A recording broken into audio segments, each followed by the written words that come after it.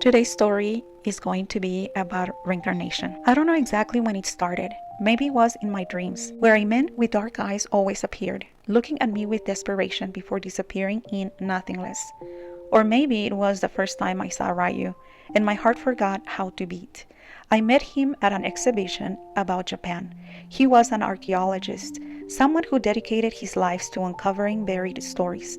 I, on the other hand, was a writer who invented lives that had never existed, or so I thought. But everything changed when I stopped in front of an ancient scroll, one that told the tragic story of a noble woman and a warrior doomed to an impossible love.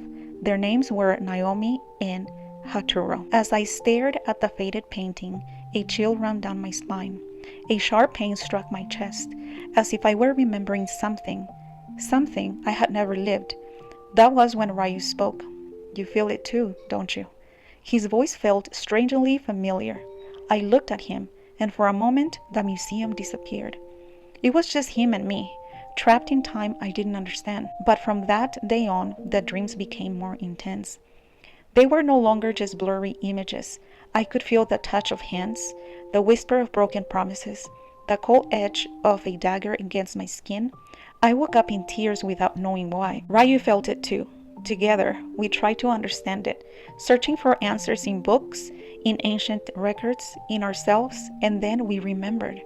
We were not Akari and Ryu. We had been Naomi and Haruto.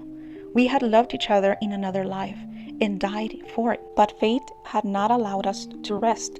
Soon, the signs became clearer. Strange accidents, shadows in the night, the feeling that something was trying to keep us apart. It wasn't just a memory. It was a curse that was still alive. We discovered that the only way to break the cycle was to find the dagger Naomi had used to end her life. We had to free ourselves from the past before it claimed us again.